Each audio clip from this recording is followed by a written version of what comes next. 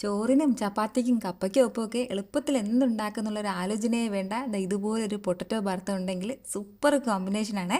അപ്പോൾ ഇതുണ്ടാക്കാനായിട്ട് ആദ്യം ഒരു പാനിലേക്ക് കുറച്ച് വെളിച്ചെണ്ണ ചേർക്കാം. എന്നിട്ട് നമുക്ക് ഇതുപോലെ കുറച്ച് വെളുത്തുള്ളി അല്ലികൾ ചേർത്ത് അതിൻ്റെ കളറ് മാറുന്നവരെ ഒന്ന് വഴറ്റിയെടുക്കണം. ഇതൊരു പ്ലേറ്റിലേക്ക് മാറ്റിയിട്ട് ഇനി വേണ്ടത് കുറച്ച് ഉണക്കമുളകാണ്. ഞാനിപ്പോൾ കശ്മീരി ചില്ലിയാണ് എടുത്തിട്ടുള്ളത്, അപ്പോൾ എരിവ് കുറവാണ്.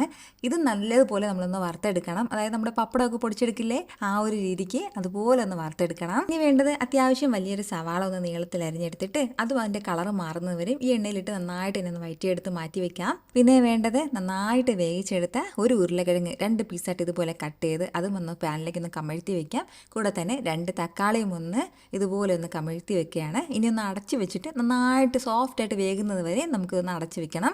ഈ തക്കാളിയുടെയും ഉരുളക്കിഴങ്ങിൻ്റെയും ആ പുറം ഭാഗത്തുള്ള ഒരു കളറൊക്കെ ഇതുപോലെ ഒന്ന് മാറി തുടങ്ങുമ്പോഴത്തേക്കും ഇനി ആ തക്കാളിയുടെ പുറന്തോലെല്ലാം ഒന്ന് മാറ്റിയിട്ട് അതൊരു പ്ലേറ്റിലേക്ക് എടുക്കുകയാണ്. ഇനി ബാക്കി വന്ന ആ ഒരു എണ്ണയിലേക്ക് ഒരല്പം കറിവേപ്പിലയും കൂടി ചേർത്ത് നന്നായിട്ട് ഇതുപോലെ ഒന്ന് മൊരിയിച്ചെടുത്ത് എല്ലാം കൂടി പ്ലേറ്റിലേക്ക് എടുക്കാം. കൂടെ ഇതിനോടൊപ്പം ഒരു പകുതി സവാള ചെറുതായിട്ട് അരിഞ്ഞെടുത്തതും ഒരല്പം മല്ലിയിലയും ആവശ്യത്തിനുള്ള ഉപ്പും കൂടി ചേർത്തിട്ട് നല്ല രീതിക്ക് തന്നെ നമുക്കൊന്ന് കൈവച്ചിട്ടൊന്ന് യോജിപ്പിച്ചെടുക്കാം. നന്നായിട്ടൊന്ന് കൈവച്ചിട്ട് മിക്സ് ചെയ്തെടുക്കണം. മിക്സിയിലിട്ടൊന്നും അരച്ച് കളയരുത്, ഇതുപോലെ തന്നെ നമ്മളതൊന്ന് യോജിപ്പിച്ചെടുക്കണം കേട്ടോ. ഇത്രയും ആയിക്കഴിഞ്ഞാൽ സൂപ്പർ ടേസ്റ്റി ആയിട്ടുള്ള പൊട്ടറ്റോ ഭർത്ത ഇവിടെ റെഡി ആയിട്ടുണ്ട്. നിങ്ങൾക്കിത് കാണുമ്പോൾ തന്നെ അറിയാമായിരിക്കുമല്ലോ എന്തുമാത്രം ടേസ്റ്റി ആയിട്ടുള്ള നല്ലൊരു സൈഡ് ഡിഷാണെന്ന്. ചോറിനോടൊപ്പം ചപ്പാത്തിക്ക്, ദോശ, അപ്പം, അതുപോലെ തന്നെ കപ്പയ്ക്കൊക്കെ സൂപ്പർ കോമ്പിനേഷനാണ് കേട്ടോ.